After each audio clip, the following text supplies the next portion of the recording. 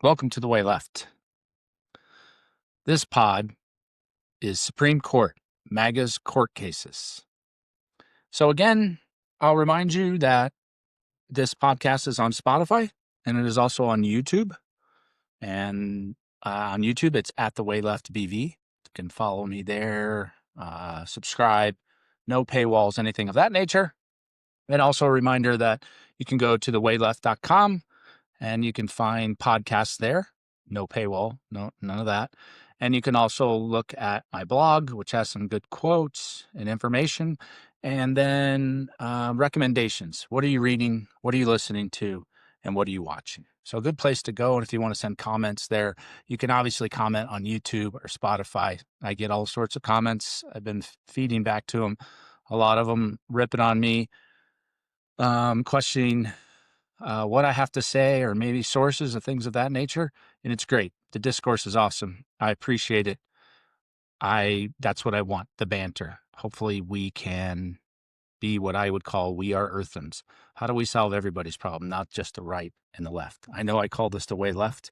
My philosophies are progressive and definitely lean left, but I think of myself as an earthen who lives in America, who's an American.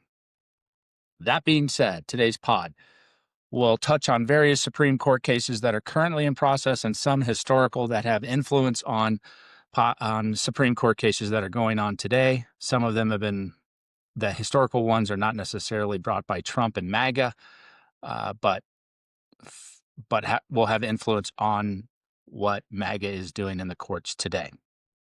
The one book I want to recommend here that is not on my website, but should be, is called Murder the Truth: Fear the First Amendment and a Secret Campaign to Protect the Powerful. A great book, not an easy read. It's by David Enrich, but it is necessary to understand what the powers that be have in terms of their power in the courts and trying to relegate free speech to their notion until not into the notions that we would believe that free speech and liberalism stands for. So again, Murder the Truth by David Enrich, Enrich. I'm going to speak to that here on the first court case. Definitely recommend it. It's a tough read, but it's super good book.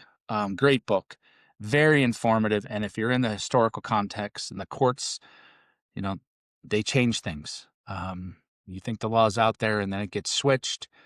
We could talk about Dobbs and Roe v. Wade, and we're going to talk about Citizens United and how this impacts our lives, not just politically, but how we go about our lives, how we recognize what our liberties are. Liberalism, my friends, liberalism. Okay, so let's deep dive. This pod probably be a little bit longer. We're going to hit 7, 8, 9, 10 court cases. Some I'm going to go through quick, some I'm not. Let's start off with Sullivan versus the New York Times. Now, this is a historical one, but the reason it's important today is because of mass media and the push to silence people. I guess you can say that the argument would be the woke cancel culture, which I completely disagreed with the cancel culture, unless you were a flat out felon, and you were, or you're just an ass, right? Andrew Tate's just an ass. Why anybody would support that bro fucking women beating, raping motherfucker, or accusations of all those. He talks down about women. Why anybody would platform that guy? Why anybody platforms Candace Owens or Tucker Carlson? But that's another podcast. We could have a podcast just on quotes from Candace Owens and Tucker Carlson. Sullivan versus New York Times. This is from 1964. And it was a landmark U.S. Supreme Court decision that ruled the freedom of speech protections, remember, the First Amendment to the U.S. Constitution, which is part of the Bill of Rights, which is the basis of liberalism, not liberal, but liberal democracies, liberalism, freedoms, limit the ability of a public official to sue for defamation. Okay, so what is defamation? That is me saying something that has actual malice, meaning either I knew the statement was false, which is libel, or recklessly disregarded the truth and it might be false, which could be considered defamation, libel. You can be sued for those things. Okay. And this decision held that if a plaintiff in defamation lawsuit is a public official or candidate or public office, so a public official, someone out there, right? So LeBron James, if I'm critical of LeBron James, he's a public person, right? It would have to go really down the road of saying something false or recklessly false for it to be considered defamation. Now, if I'm not, so in a sense, I've become a little bit of a public figure because now I've put myself on YouTube and on Spotify, and I'm also on X and Mastodon and Blue Sky. And I've had some comments that have called me some, pretty fun things. If I was just a random person and it defamed me and I felt like it brought me down and I wasn't on public anti-social media, then maybe I'd have a case, right? Now, if I'm the president of the United States or I am, Jesse Waters or I am Walter Cronkite or any of that nature, Gavin Newsom, and people are really critical, say completely mean things. Some of them might be just, reckless disregard for the truth. I have a tougher case to prove that I've been defamed. Now, if they say straight out libel, right, a lie, then you can go to court and you can probably prove that. Now, this is very important because this rule is not pervasive. Like in the UK, this is not as broad, right? So we have a very broad sense here. So the reason this is important is so that give you an example, Trump's suing people all over the place. The president of the United States is suing for defamation and libel all over the United States, going at law firms, going at corporations, going at ABC, going at the BBC. And this law by the Supreme Court should apply. Now, if they lie, if they falsely disregard the truth and make reckless false accusations, then there is maybe a basis. But you're going to have a tougher time, rightfully so, if you're a public official, if we really want freedom of speech. The reason I bring this up is this isn't being litigated right now. But if you read Murder the Truth, what you'll see is there has been a degradation of this law in society. And I'll give you a quote for someone, Ruth Ben-Ghiat, author of Strongmen. Authoritarian governments abroad have long used legal threats and lawsuits against journalists to cover up their disinformation, corruption, and violence. Those are authoritarian governments, okay? And they're going after anybody that criticizes them. For example, you can't say shit in Russia. Be careful in Hungary. Don't say shit in Belarus. Don't say shit in China, North Korea. A lot of countries, Venezuela, a ton of countries. Be careful what you say in the UK, for example, because their laws aren't as free on this in this regard. When you make accusations or you say things that may be completely truthful. Now, as Ruth says, now, as master investigative journalist David Enrich reveals, those tactics have arrived in America. Now, people would argue maybe not. Maybe so. But I think Trump has proved that out. The orange ass clown is out there suing everybody that he disagrees with, calling them shithole countries, calling them dirty people, calling women pigs. So, for example, could you sue for defamation of that journalist? I can't remember her name. Could she have sued? She would have a tough time because she's a public official. That was a reckless disregard. That was defamation, but she would have a tough time. And she did not sue Trump, but Trump sued everybody. And some have settled out of court. Most would have won in court.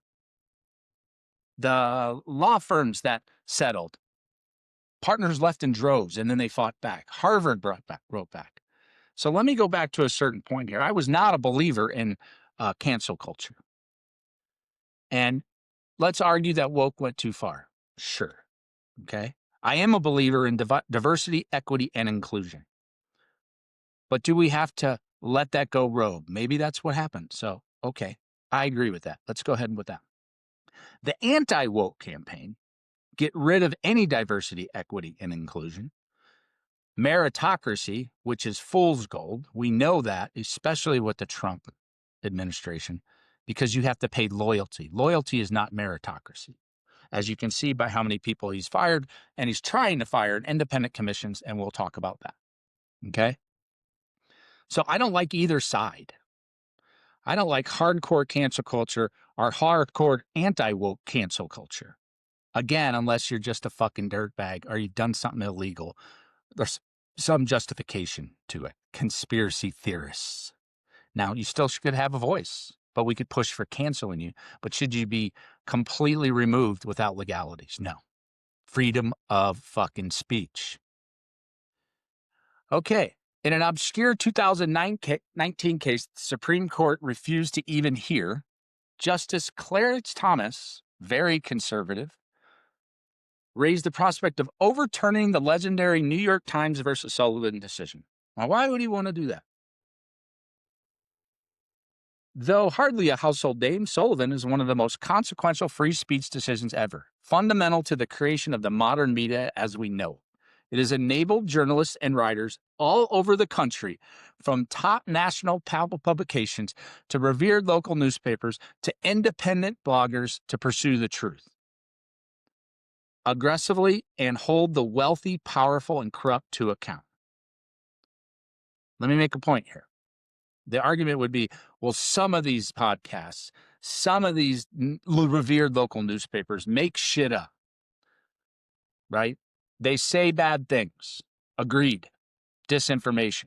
Now, if it's flagrantly false, and they absolutely knew it was false, such as there was a group that said the pipe bomber in D.C. on January 6th was a specific person, they're going to get sued for defamation. One, because the lady was, and they just did it based on her walk or her gait. One, she's not a public individual, so she doesn't have to go up to the standard of New York Times versus Sullivan. And two, that was blatantly false, a projection that they should have had more research on. They changed it the day they found out it wasn't her, it was someone else. That's bad. So we still need rules. We still need the rule of law. You still have to be able to go and say, hey, this guy said blatantly false and had reckless disregard for the truth. But the idea that he is putting forward, Clarence Thomas, is a fringe movement from conservatives. It goes mainstream to Donald Trump. This movement today consists of some of the world's richest and most powerful people and companies who believe they should be above scrutiny and want to silence or delegitimize voices that challenge their supremacy. So back to you shouldn't say anything bad about MAGA or Trump. Now, does that apply to Biden? Does that apply to the Democrats? It should, if they want it that way. And the danger that the MAGA group has is, boy, if 2028 the Democrats win and all their things go through, think about how much power that Democrat's going to have, because that's what they're going for. They weaponize the legal system to intimidate and punish journalists and others who dare to criticize them. So there's another big point here. The other big point here is you can basically tap them out financially, right? You can sue, maybe not even rightfully, and this is why companies I don't agree with settled with Trump, is they don't want to be in a court case for 3 years over something they know they can win, but they'll go broke doing.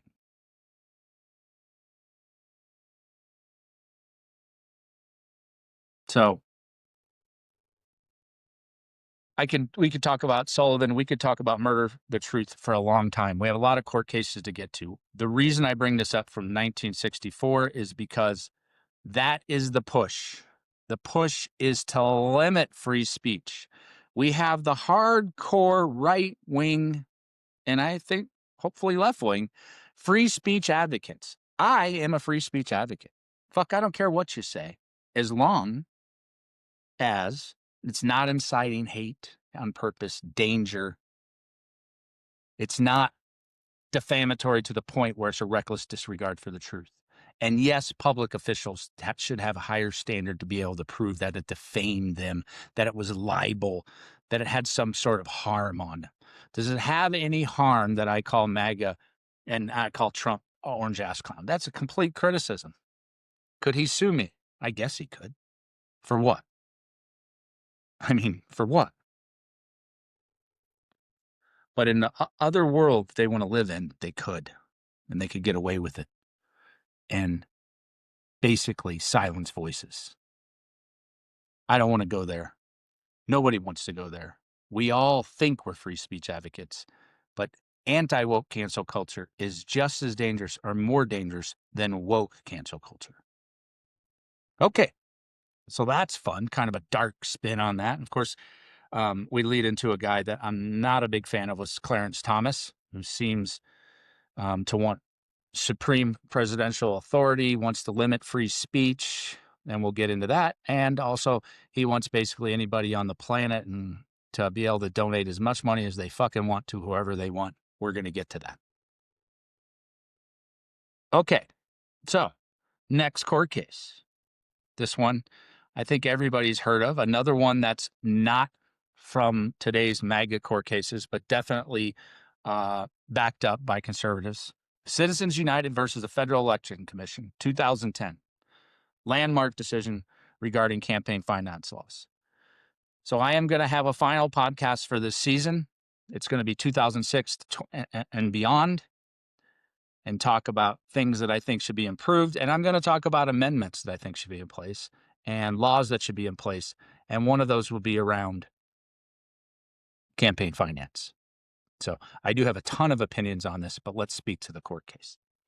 In this case, the court found that laws restricting the political spending of corporations and unions are inconsistent with the free speech clause of the First Amendment of the U.S. Constitution. Okay. So free speech clause is for the people, by the people. Okay. It is the Bill of Rights, the first of the 10 Bill of Rights, the most important one, freedom of speech. What this case is saying is free speech. How do we define who gets free speech? And they're saying corporations and unions are inconsistent by limiting them political spending. Sparked significant controversy, some viewing it as a defense of American principles of free speech and a safeguard against government overreach, and others criticizing it for reaffirming the longstanding principle of corporate personhood and for allowing large corporations to wield disproportionate political power on both the left and the right. Okay. What we've done is give corporate personhood. Okay. I say okay a lot. So, okay. Corporate personhood. So what we've established in terms of our campaign finance is that what I can do as a rich individual is I can open a corporation and give as much fucking money as I want. Now let's see what the fallbacks are of that. What do I want? We know about quid pro quo. There's legal quid pro quo. I do something for you in conjunction and we do something legal. And then there's quid pro quo. I donate to your campaign. And this goes to ethics reforms on the Supreme Court and for Congress. And you make sure that, that deal goes through. So now corporations have personhood when it comes to political campaign donations. So what's going to happen when AI? So I create a corporation with AI. The only thing in that corporation is AI. So I create a corporation. I have agents, all AI. Create it, let it run its own thing. They've already been able to do some of that. Let's look at the future. So now that AI can donate because it's a corporation. So we got to be careful with this. The majority opinion, authored by Justice Anthony Kennedy, held that the prohibition of all independent expenditures by corporations and unions in the Bipartisan Campaign Reform Act violated the First Amendment. The ruling barred restrictions on corporations, unions, and nonprofit organizations from independent expenditures, allowing groups to independently support political candidates with financial resources. Independently concerning here. So, for example, if I work for a corporation and that corporation has the power to do whatever they want politically, are they representing me? Even if I'm a corporate board member? Are they representing individuals within the corporations passions or political leanings. That's where this is a problem. A corporation in general is a lot of people. And so are we taking a vote on who we contribute to? If I'm a shareholder, do I get a vote? So what this leads to is they're saying that corporations are like people. We know they're not people. They don't really have personhood. And we know that those corporations are going to donate based on the opinions of very few within that who are probably contributing on their own. So we're just going to give them unlimited from that side too. That's dangerous ground. In a dissenting opinion, Justice John Paul Stevens argued that the court's ruling represented a rejection of the common sense of the American people. Agree. Mitch McConnell said, commended the decision, an important step in the direction of restoring the First Amendment rights, free speech for everything, a rejection of the common sense of American people. I agree with that. McConnell said it's First Amendment rights. Obama, again, right and left, gives the special interest in their lobbyists even more power in Washington. I say Washington from St. Louis, Washington. Mitch McConnell would agree with that. Obama would agree that this is an expansion of First Amendment rights. I don't know if it's a restoration because I don't think that's the point. And again, as I'll get to my next pod, campaign finance reform law within an amendment makes sense, like other countries have in place where we're limiting donations. We're not allowing the kind of lobbying and political special interest that Mitch McConnell wants to have First Amendment rights. And in the end, those corporations have more free speech than we have because my voice isn't as big as the Koch Foundation, right? So be careful what you ask for.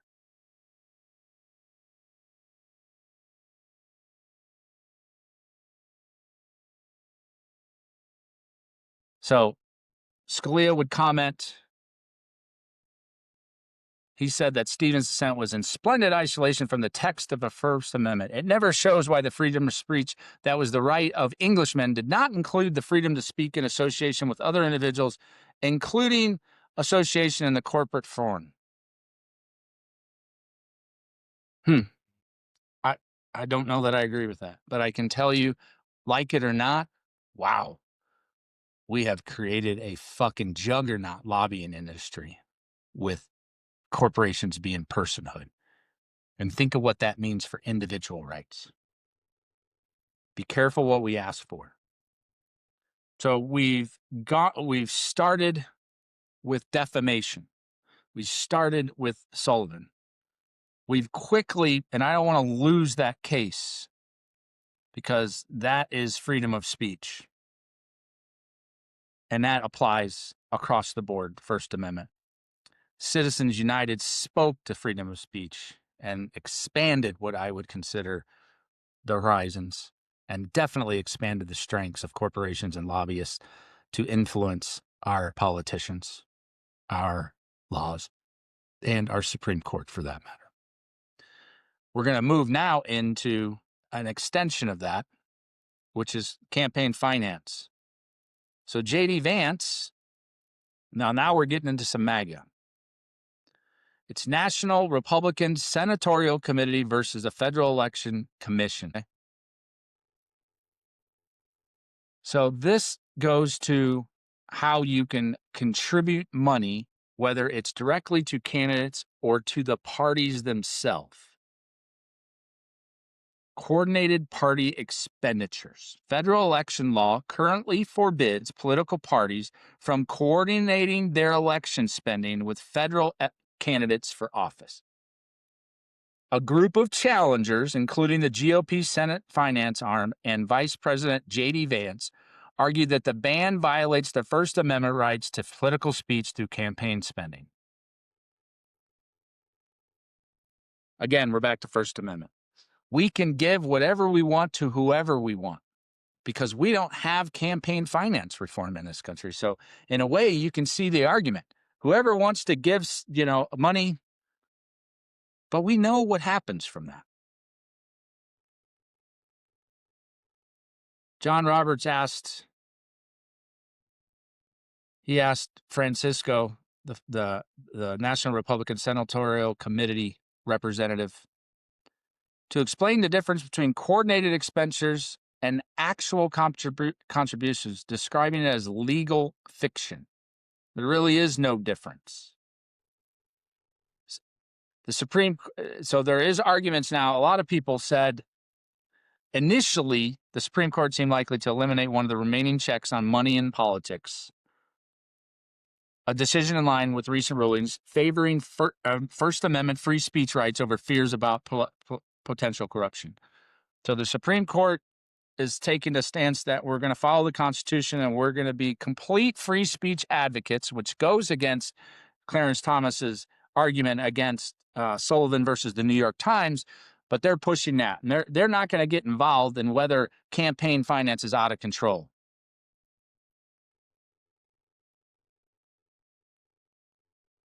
So what this is whether to scrap a rule, this case, Republican Senatorial Committee versus Federal Election Commission, to scrap a rule aimed at preventing wealthy donors from bypassing limits on what they can give candidates by funneling money through political parties. So essentially, we're going to have no limits. And they're saying that's free speech. So let me understand that, okay? I want free speech, right? So we want to expand those horizons. And we want to make it to the point where this gets down to the fact that there's going to be no laws. So I guess if I want to go from the right side, sure, I'm going to argue this point. Just open up free speech. Don't tell me what to do with campaign finance, funneling money. Let's just make it the Wild West. Everybody can contribute as much as they want, probably little accounting to do with it. Okay? And go.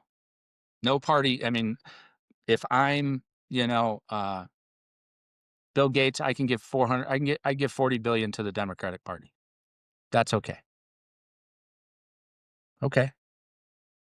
That's complete free speech. Why we need campaign finance reform. The limits, where were these limits enacted? Why were they? Let's think. It came from Watergate. Supreme Court said limiting some types of campaign expenditures but the court said it did restrict speech, but court said Congress could regulate campaign contributions. It is being done to prevent corruption or the appearance of corruption. When a party pays for an ad at the request of a candidate, the court later said in the 2001 decision being reconsidered that expenditures has a same effect as a direct contribution to the candidate, so it can be regulated. If we want no regulations, guess who gets fucked? The bottom 90%. So regulate it.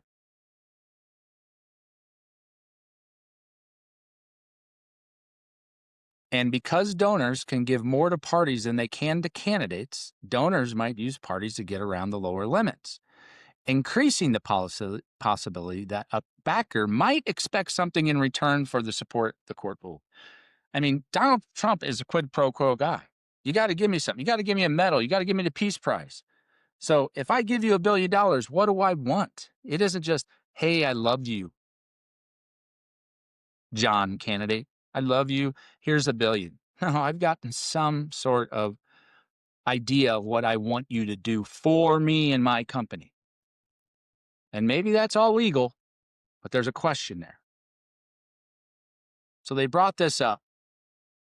In an apparent reference to billionaire Elon Musk, who became a special advisor to Trump after spending more than $238 million to help him get elected, Sotomayor asked, Supreme Court Justice Sotomayor, asked if that didn't give the appearance of Musk getting a reward of his money.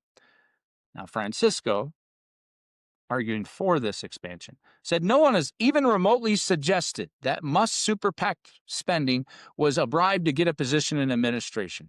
Are you no one? No one. No one suggested that? Not anybody. No one suggested that he might go in there and rip up the IRS and eliminate audits on his companies? No one suggested that he's just going to go in there and do backdoors with Doge? No one. No one has even remotely suggested. Huh.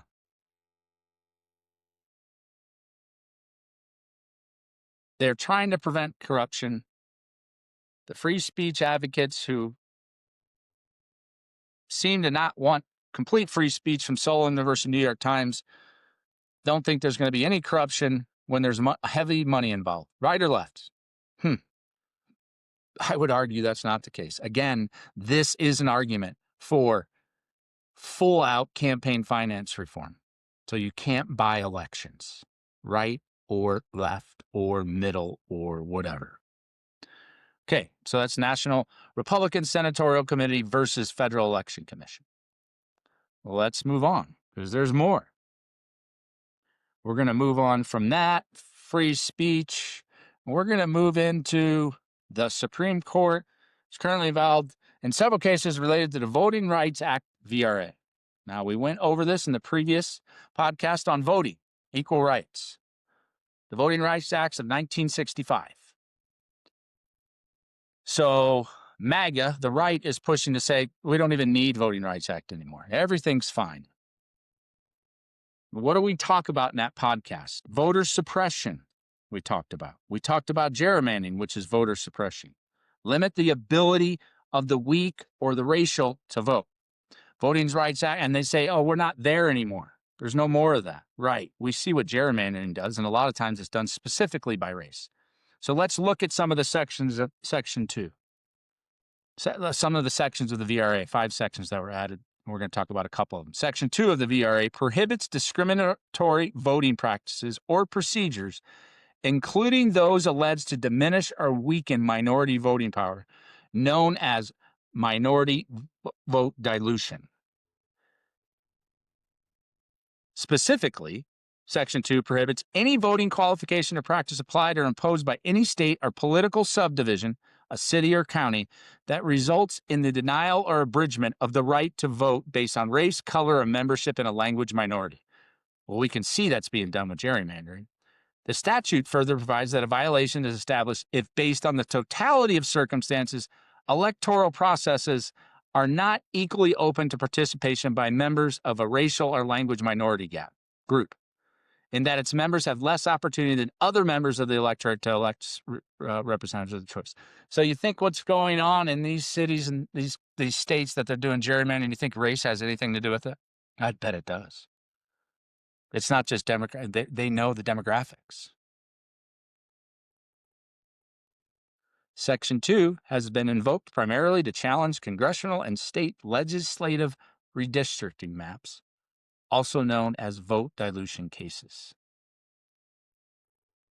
Gerrymandering, changing things so that we, whoever we are, right or left, win this. Could this be done by the right and left? Yes. So we're going to get rid of this. Let's just strike this down. We don't need this anymore. Let's go to Section 4 and 5 of the VRA. Section 4B of the VRA set forth a coverage formula that identified certain jurisdictions in the country that require, under Section 5, to get pre-approval or pre-clearance for any proposed change to a voting law.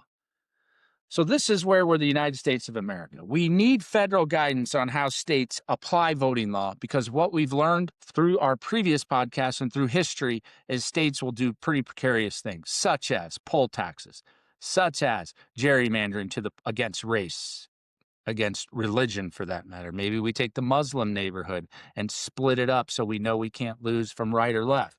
Maybe we take the black neighborhood and we split it up so that we know we can't.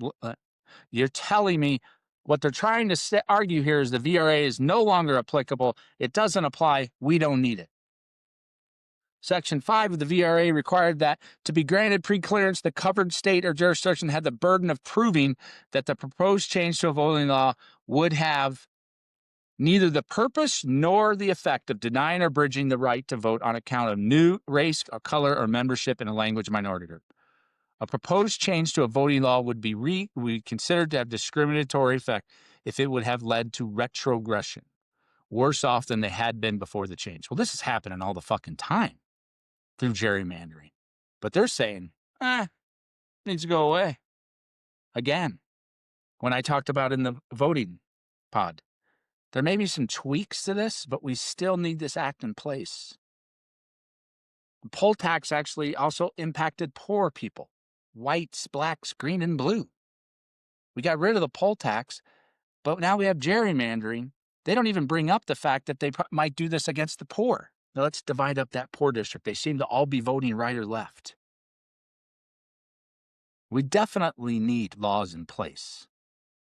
And maybe they aren't super useful, but to rid them, to rid the VRA, to rid citizens, to allow corporations to spend as they want, to change free speech laws as defamation, allows for the abuse of power. It's the reason we have rule of law, I think. Okay. Now we're going to move on to birthright citizenship. Supreme Court decides to decide constitutionality of Trump's plan to end birthright citizenship. So this is the 14th Amendment. That amendment says, Section 1, all persons born or naturalized in the United States and subject to the jurisdiction thereof are citizens of the United States and of the state wherein they reside. So they're arguing, the Trump MAGA crowd is arguing for the Supreme Court to interpret a 14th Amendment and restructure what they think it should say. The Justice Department has argued that those decisions are wrong. The 14th Amendment Citizenship Clause, claiming that the Constitution does not grant citizenship to the children of temporary visitors or illegal aliens. Okay. So what this is illegals coming in having babies, or temporary visitors having babies here, and they get citizenship under the 14th Amendment Citizenship Clause. Are there abuses? There are. But in looking at the MAGA, Trump, ICE, Homeland Security, Department of War efforts, we have lost due process. We have arrested United States citizens by people en masse without due process. We have sent people that we don't know for sure if they are criminals to gulags in El Salvador, never to return, innocent until proven guilty. So the line here is, hey, we want to take away these special exceptions because it doesn't make sense. You can't just come in here for 3 days, have a baby, and expect your baby to be a citizen. Okay? The fine line here is, how far do they take it? How far does the Supreme Court go? It's an amendment from years and years ago, hundreds of years ago. No, I'm sorry, 150 years ago, 1860s, 1870s. And we're trying to redefine that. We put this in place because immigration is important. Immigration is important. Legal immigration, humanitarian immigration. If you want to enforce immigration in this country, the wrong way to do it is to send people en masse and do a bottom up. Go after legally, go after the corporations. They have to have a legal process for putting people to work. If they don't, or if they fudge, then they get fined. They get shut down for a month. If there are no jobs for illegals, they don't come here. But again, we could have exceptions. But I'm fearful of the line that's getting crossed. We've already crossed the due process, breaking what I would assume are laws, sending National Guards in the cities, sending people to gulags. So I would lean to say don't change it. And we'll deal with a regulated, secure, humanitarian, legal border and a secure, regulated, legal immigration system that deports on a due process, and we deal with the implications of the 14th Amendment for those individual cases, to universally give more power to ICE and HHS, whether that's under Trump or a next president who is a Democrat or a libertarian or a fucking techno-fascist, got to be careful how far we start fudging, start changing. Amendments. Takes a lot to get an amendment approved. You have to have Congress, like 2/3, in the states, 75% agree for an amendment to the Constitution. And we're going to let that be interpreted. So I'm not a fan of the change. I can see the argument for little cases, but we should have an exception and to exception to an exception to a rule. It should be very specific and targeted, and there should be legal and due processes around it, and not determined by random Department of Justice ideology, Trump ideology, ICE ideology, or HHS. And I'm fearful they will not do that. I don't have fear. I'm concerned that they will not do that if they disregard this and throw this out there to say, hey, we're going to completely change or uproot the 14th Amendment. All right. Next one. Trump versus Slaughter, Federal Trade Commission. So let's think about the word independence. What does that mean? That means I'm independent of you. So let's say I am an independent auditor because I'm a CPA. I should not have undue influence. In this case, Trump versus Slaughter is essentially Trump. The Federal Trade Commission is an independent institution that was put together by Woodrow Wilson in the early 1900s, Woodrow Wilson being a president. And this is in 1914. Protecting public from the deceptive or unfair business practices and from unfair methods of competition through law enforcement, advocacy, research, and education. The FTC has 5 commissioners who are appointed by the president and confirmed by the Senate to serve 7-year terms. 7-year terms, 1 term. So they do have term limits, and they are confirmed by the Senate, and they are elected by the president. No more than 3 of the commissioners may come from one political party, any one political party. The president can only remove a commissioner. Now, this is specifically outlined from office for inefficiency, neglect of duty, or malfeasance in office. So if they fuck up, if they're not doing their job, flagrantly abusing the position, you can get it approved and kicked out, and the president makes that decision. But what Trump and Project 2025 and Russell Vought and all under that, under my Machiavellian principles, what they want is a unitary executive theory. The idea that the president should have complete control over the executive branch. Under this theory, the president should be able to fire any member of the executive branch and laws, like the one at the center of this case, that restrict his ability to do so, violate the constitutional separation of powers between the 3 branches of government. The point being here is they want to make the president more powerful. Even if they're independent commissions, if they fall under the executive branch, they should have carte blanche.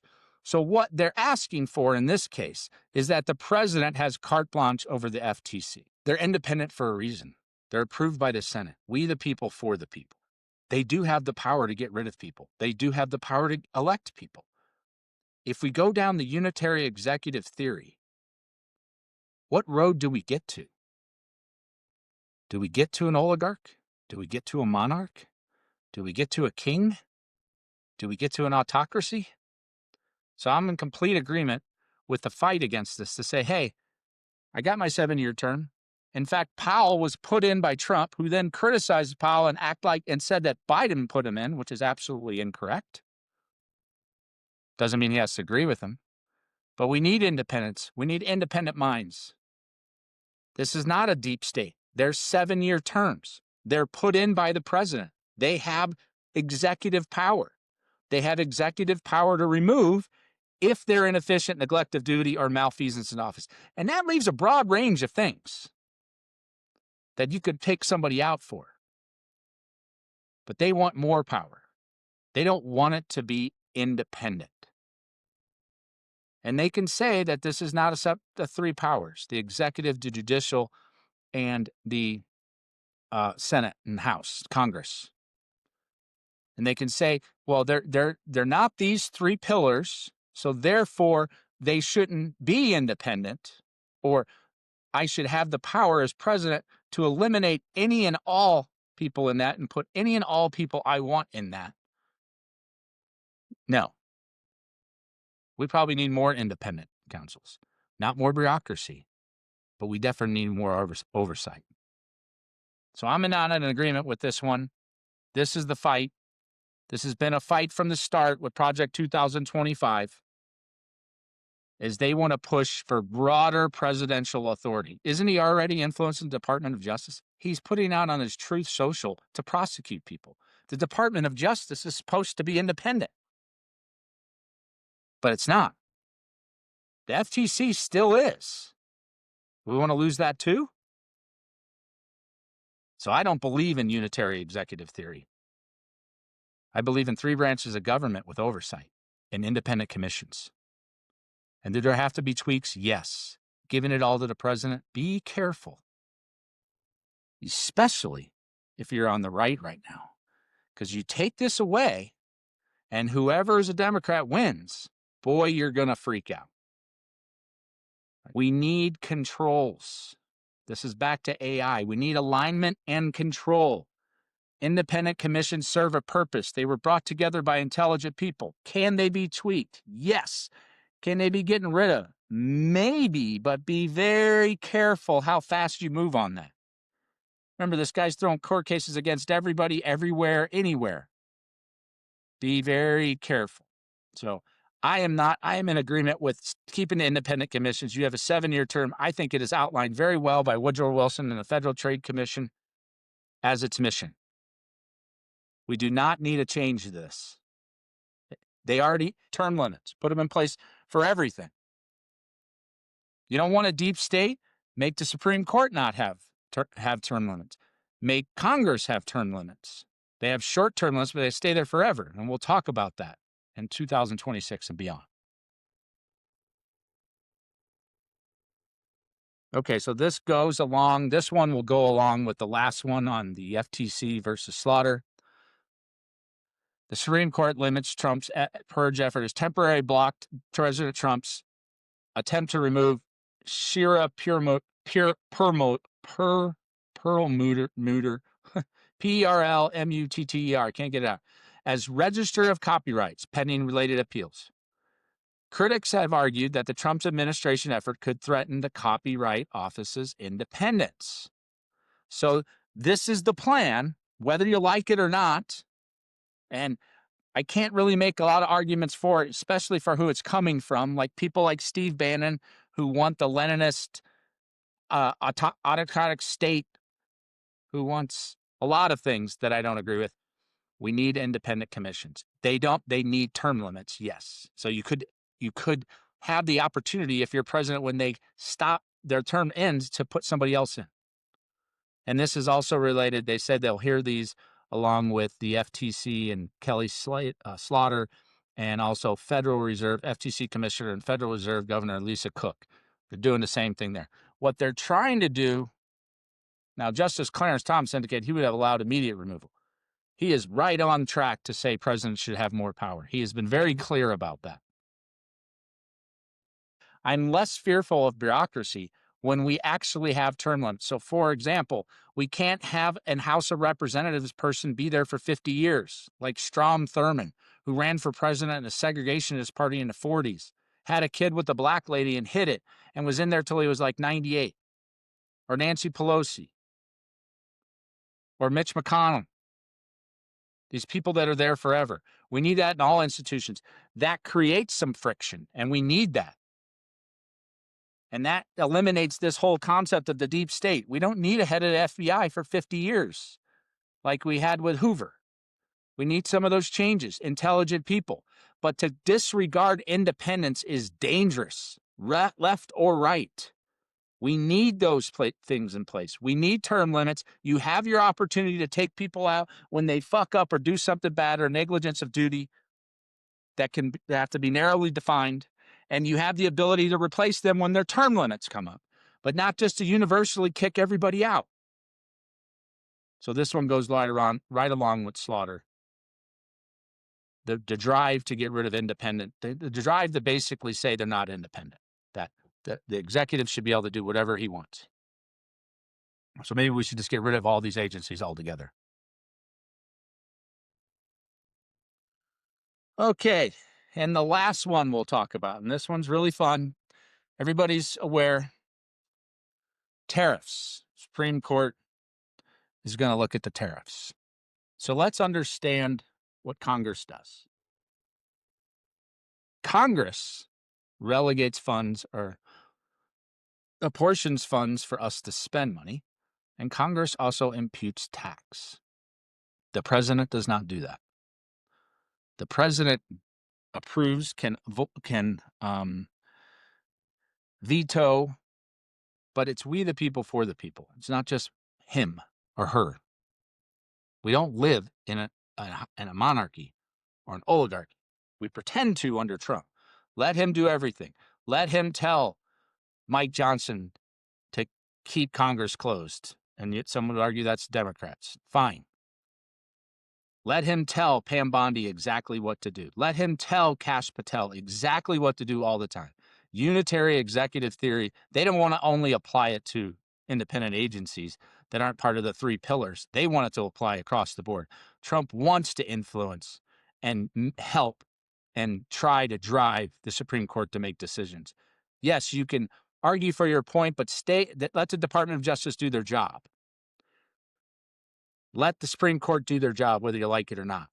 Let the independent agencies exist. You have some control over that by putting new people in on term limits.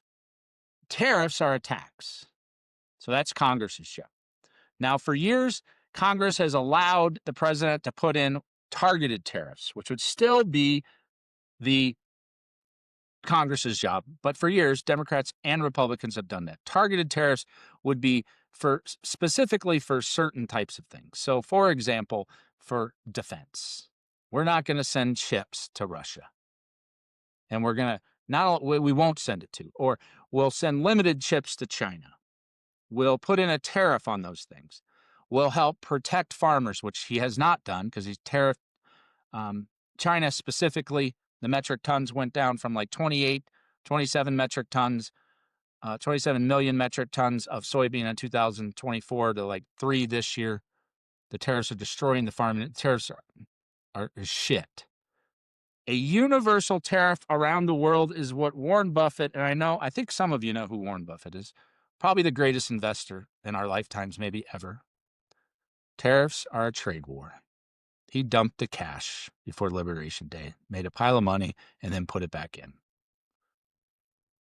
Tariffs have not worked with McKinley, Trump's hero, changed the name of the mountain. They didn't work with Hoover and Hoovervilles. Now, there are other reasons that came into play. Someone argued monetary policy, but tariffs, universal, don't work. Reagan was a free trade guy. He was the one that came up and Make America Great Again. Not a huge fan of a lot of his tax policies. You need fair trade, maybe not free, but you sure in the hell, they put a tariff on an island with penguins. And Lutnick defended it saying, well, what if somebody could offshore there?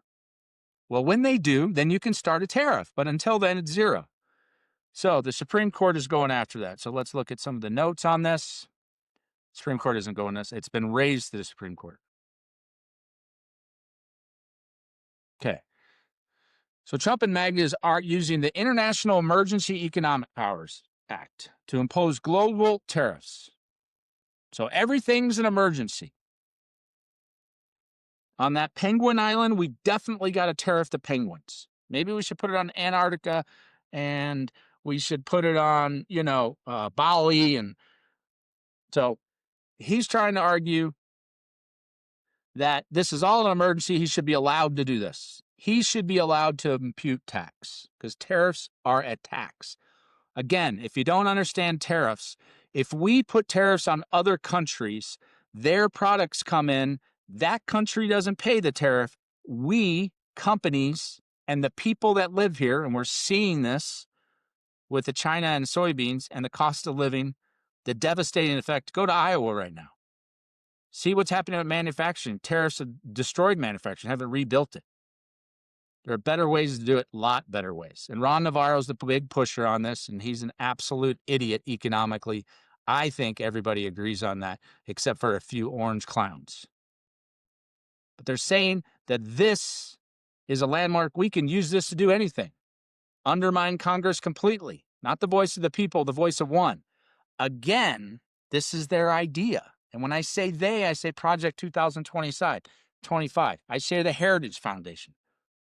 I mean, I've gone down to authoritarian Christian nationalism, but let's not even say that.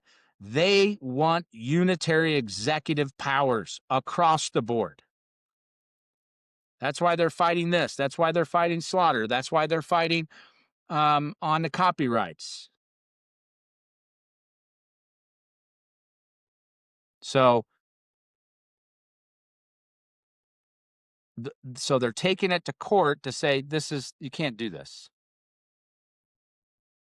You can't just universally do executive powers to do emergency acts to put a tax on people. Trump has argued that the IEEPA, the International Emergency Economics Power Act, allows decisive executive action on foreign policy matters, while legal challengers have questioned this authority and sought court intervention. Decisive executive action on foreign policy matters. So his foreign policy is tariff the world. That's the emergency. We're going to bring manufacturing in, and we're going to pay for it. Because remember, the tariff that we put in place is paid by us. The tariff that China puts in place is paid by Chinese companies. We shipped $100 of stuff to China, and then the Chinese company that buys it, if they have 50% tariff, has to pay $150. 50 goes to China, 100 goes to me who sold it to them. I don't pay the tariff. If we put if U.S. puts the tariff on Canada for aluminum, right? If they send, that's when they send to us the aluminum for $100 and we put a 50% tariff, I pay $150 for the $100 of aluminum. So the country that puts the tariff in place, their own people pay it. Reciprocal tariffs means China and us have tariffs that each of us pay. But when China puts tariffs in place, the Chinese companies pay it. When the U.S. puts tariffs in place against whatever country, the U.S. pays it. That is a taxing authority which should be under Congress. So if Congress gets to the point where they want to tariff everybody and it gets approved, I guess we can do that. But this is exceeding executive authority, hands down, easy. He said it was completely for emergencies. But then when he didn't like something that one of these countries' leaders said, that I'm putting a bigger tariff on it. Boy, that must be an emergency. Woo! Everything's an emergency under Trump. I'm going to solve Ukraine in one day. Nope. Costs are going to go down. Nope. I'm going to save the farmers. Nope. Everything's an emergency. Yep. So I completely, if the Supreme Court doesn't strike this down in full or in 3/4, my thing is that they say that we would have to pay him back. And now our federal government's being sued by companies saying that this was done illegally. Unlawful tariffs. So I would like it to be that they just impute it, or they decide it, they say it's cut off. Now, this is supposed to be done in the spring of 2026. They put it in place, and you don't have to go retro. I don't know if they can do that. They might be able to. But the president imputing tax is not part. It's not part of our Constitution. This is a constitutional violation and abuse of power. Goes right along with that unitary executive theory that I pointed out under independent commissions. It's crap. It was always crap. It's a bunch of bullshit. If you want to reshore manufacturing, there are a lot better ways to do it. Again, targeted tariffs are fine. But universal tariffs are a trade war. They're bad for everything, and he shouldn't be able to do it. It's against the law.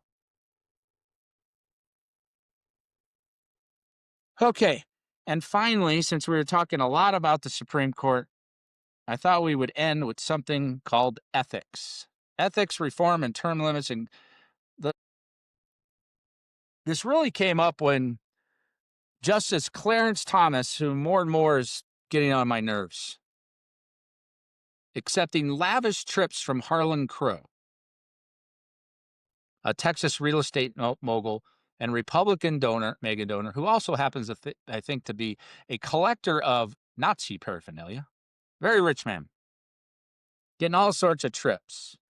He helped his nephew buy a house. Didn't disclose any of this. Has faced criticism for accepting lavish trips without disclosing them. Fine. Now, I looked at all of them. Some of them, Justice Brown Jackson got Beyonce tickets for four concert tickets. They get advances for book deals or royalties. I get it. The point here is that, one, we need term limits on justices and age limits.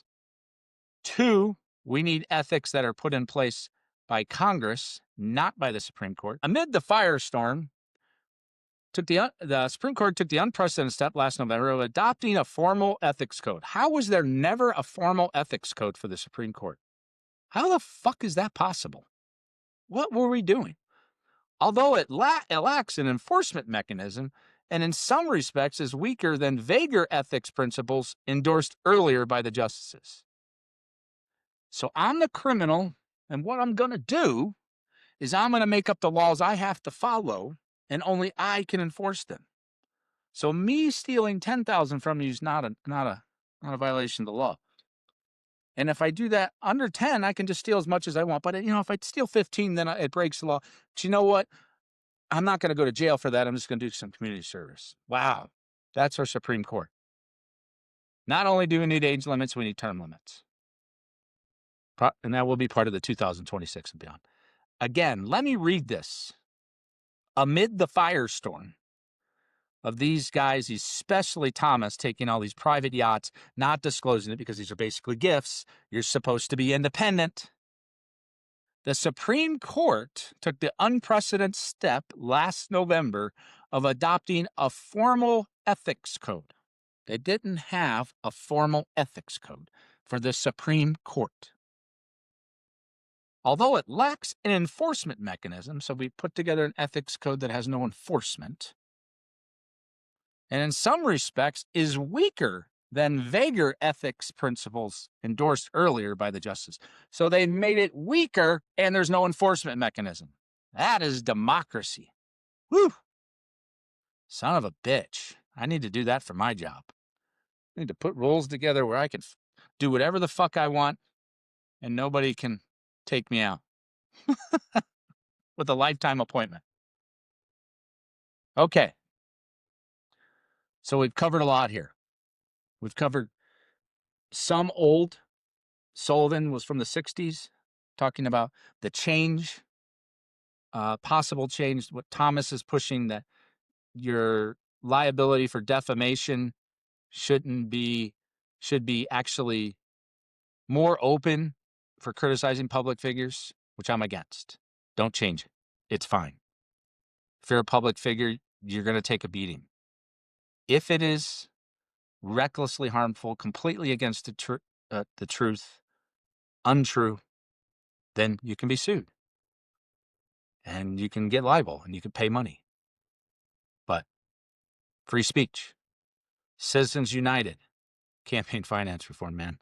Let's all this money flow in from wherever we want with no real accounting. And then that leads into campaign finance, Vance, funneling money not only to individuals, to the parties directly, no caps on limits, no limits or caps. Just like Elon Musk with his $240 million, where the guy said, I don't think anybody thought that this would influence. Bullshit. Everybody thought that, including the Republicans. Went through the Voting Rights Act and how they're trying to break that down and saying there's really no issue with race or the poor or gerrymandering in this country and voter suppression. I don't believe that. Can there be tweaks? Sure. They better be clear and legal. Birthright citizenship, back to immigration. Maybe there's a tweak there, but it's got to be very, very, very, very limited. It's got very, very, very, very specific, and it can't give carte blanche to the Department of Justice, whether that's on Pam Bondi's and Donald Trump's terrible leadership or any other group that comes into power. Trump versus Slaughter and Copyright Office, Trump trying to purge independent agencies without due process. They have term limits. Let the term limits come into play. I don't want any changes to that. I do not want unitary executive theory based on Project 2025 MAGA principles. And then tariffs, get rid of them. You're going to have some targeted tariffs. You have some reciprocal small tariffs that each country pays. And don't let the president dictate tax policy. That's Congress's job. And finally, ethics. We need true ethics, and the ethics that are written should be written by intelligent, if it's for the Supreme Court, intelligent legal people, not by the people that are on the Supreme Court, by Congress, by legal professionals from all over the country, from all walks of life, from both parties. We need ethics for Congress. Campaign finance reform would fall under those ethics. So I'll finish here by what I'll say, what I've said earlier when we talked on AI. Are we there yet? Ethics and morals are two different things. Morals are principles that we hope as a group, as Americans, that we kind of have in common. Clearly, that may not be the case, but let's think about that. Shouldn't steal, shouldn't kill. Some basic morals for the group of ethics are specific to professions. Now, some of those ethics will transfer. CPAs have similar ethics to lawyers, who have similar ethics to doctors, but you need ethics in each persuasion, and you need to be enforced. And they have to be enforced by an intelligent, independent agency. Independence is important. We lose democracy. We lose liberal democracy values. So we want to be part of a society that monitors itself in an independent way rather than a partisan way. And I thank you for watching this episode of The Way Left.